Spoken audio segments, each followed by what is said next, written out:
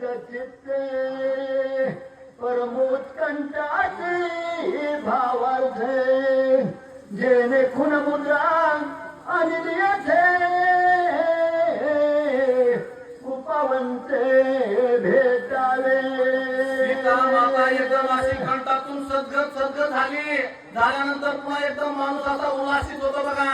आनंद झाला ना, आनंदामध्ये माणूस उल्हासित होतो आणि सीता माता उल्हासित झाली. उल्हासित होऊन म्हणतात, हे कृपावंता, हे जो कोणी रामकथा सांगितली, ज्यानं ही मुद्रिका इथं आणली, त्यानं मला एकदा भेटावं. ऐकून सीतेचे वचन हनुमानचे उतरून सीतेशी घाली लोटांगणे मस्तकी त्याला वंदिले. एकच होते ते झाडावरून अजून खाली उतरले होते. आता या ओळीमध्ये हनुमंतराया झाडावरून खाली आले सीता मातेला लोटांगा प्रदक्षिणा घातली आणि त्यांच्या पाया पडले.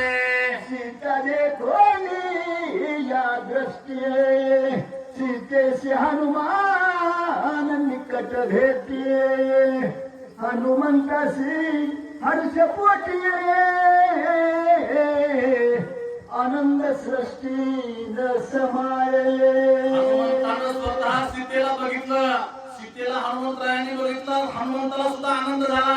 आतापर्यंत पाठीमागच्या आपल्या सुंदरकांडामध्ये पोहेत बघा, हनुमंतरायांनी कुठल्या गल्लीमध्ये गेले, कुठल्या घरामध्ये गेले, कुठल्या राणीचं काय बघितलं, मंदोदरीचं आणि रावणाचं एका ठिकाणी झोपलेले कसं बघितलं, हे पूर्ण कथा आहे. एवढं मोठं कष्ट केलं असताना या ठिकाणी हनुमंतरायाला सीता भेटली आणि पुढे काय म्हणतात, महानिधीचा लाभ झालाय खिराबे चोलके प्रासिलाय की कैकाळ जिंकोनिया ठेलाय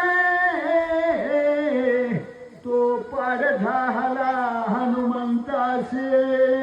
हनुमंताला केवढा मोठा आनंद झाला आहे का? हनुमंताला एवढा आनंद झालाय, एखाद्या कृपण माणसाला धनाचा हंडा सापडावा. ज्या वेळेस त्या कृपण माणसाला धनाचा हंडा सापडल्यावर किती आनंद होतो, किंवा एखादा कलिकाल म्हणजे स्वतः यमदेवाला तो माणूस आनंद होईल, तेवढा आनंद हनुमंताला झाला. हर्षाचे मेरे गडबडा पायवरी डोळे आनंदाश्रू स्त्रवती डोळे